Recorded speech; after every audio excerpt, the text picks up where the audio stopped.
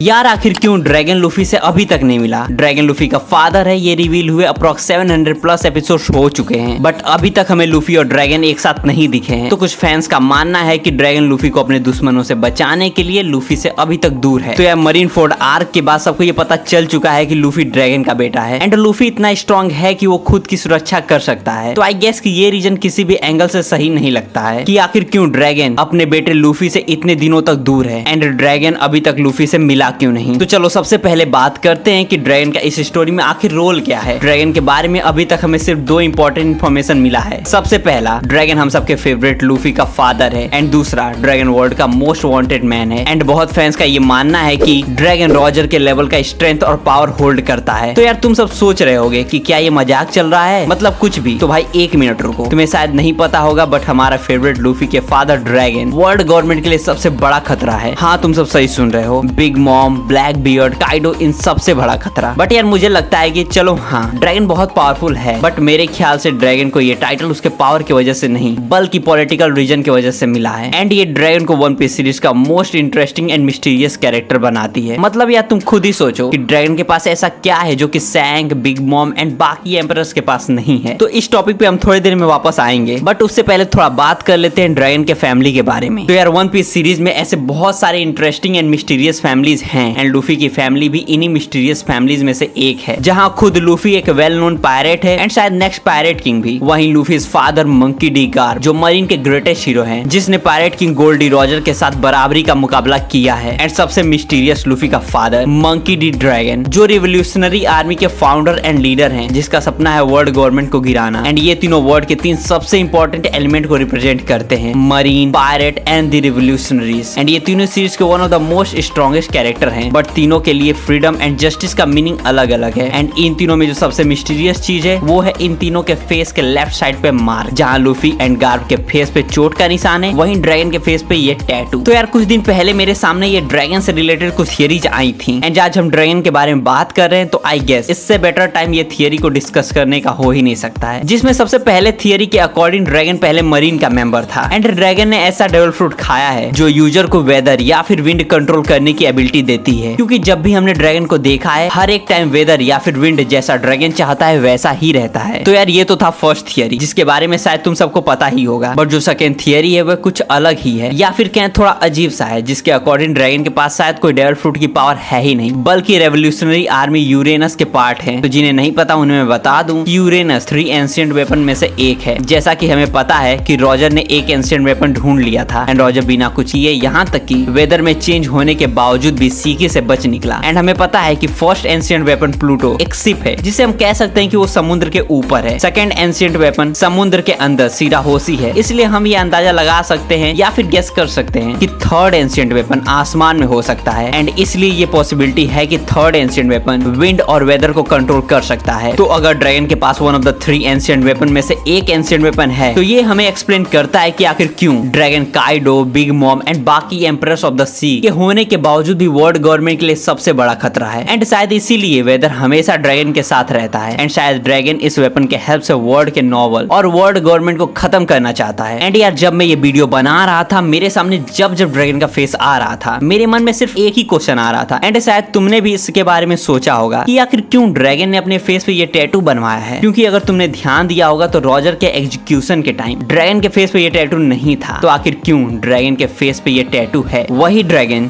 जो अपने मकसद के लिए इतना सीरियस है कि उसने अपने बेटे को उसके ग्रैंडफादर के पास छोड़ दिया। ड्रैगन के कैरेक्टर और उसके सीरियसनेस को देख के इतना तो अंदाजा लगाया जा सकता है कि इस टैटू के पीछे कोई ना कोई मीनिंग जरूर है। ड्रैगन ने सिर्फ इसे स्टाइल के लिए नहीं बनवाया होगा। तो सबसे फर्स्ट थियरी जो इस टैटू के बारे में बताती है वो है कि ये टैटू सेंडोरा के साथ कनेक्शन को रिप्रेजेंट करता है, क्योंकि सेंडोरा में फेस पर टैटू बहुत पॉपुलर है एंड ड्रैगन के फेस का टैटू स्टाइल सेंडोरियन टैटू से काफी हद तक सिमिलर है एंड ये थियरी मुझे बहुत इंटरेस्टिंग लगती है, क्योंकि अगर तुम्हें याद होगा तो रॉबिन ने हमें बताया था कि सेंडोरियन वर्ल्ड गवर्नमेंट से नफरत करते थे और ये एंशिएंट किंगडम के साथ थे एंड शायद तुम्हें पता होगा कि सन गॉड नीका और एंशिएंट वेपन का बहुत इंपॉर्टेंट कनेक्शन है। तो ये पॉसिबिलिटी हो सकती है कि ड्रैगन को कुछ ना कुछ सेंडोरियन हिस्ट्री के बारे में पता है, जिसके बारे में शायद बहुत कम लोग जानते हैं। एंड रही बात ड्रैगन के फेस पे टैटू की, तो आई थिंक ये सेंडोरियन का कोई इंपॉर्टेंट सिंबल है जिसका बहुत डीप मीनिंग हो सकता है एंड ड्रैगन ने इसे इतना इंपॉर्टेंट एंड मीनिंगफुल समझा कि उसने इस सिंबल को अपने फेस पे टैटू करवा लिया और और इससे रिलेटेड जो दूसरी थियरी है वो और ज्यादा इंटरेस्टिंग है। ये थियरी मुझे इस वीडियो के बारे में रिसर्च करते टाइम पता चला था एंड मुझे ये थियरी कुछ ज्यादा ही इंटरेस्टिंग लगा। बट इस थियरी के बारे में बात करने से पहले तुम सब ये बताओ कि क्या तुम सबको द लेजेंडरी समुराई र्यूमा याद है, जिससे जोरो ने थ्रिलर बार्क आर्क में बैटल किया था? क्योंकि ये थियरी र्यूमा से ही रिलेटेड है। इस थियरी के अकॉर्डिंग ड्रैगन के फेस पे जो टैटू है वो बहुत हद तक र्यूमा के किमोनो पे जो डिजाइन है उससे सिमिलर है। र्यूमा के किमोनो पे जो सिंबल है उसके बीच में कांजी बना हुआ है एंड कांजी का मीनिंग तो तुम सबने गेस कर ही लिया होगा। हाँ, तुम सब सही हो, कांजी का मीनिंग है द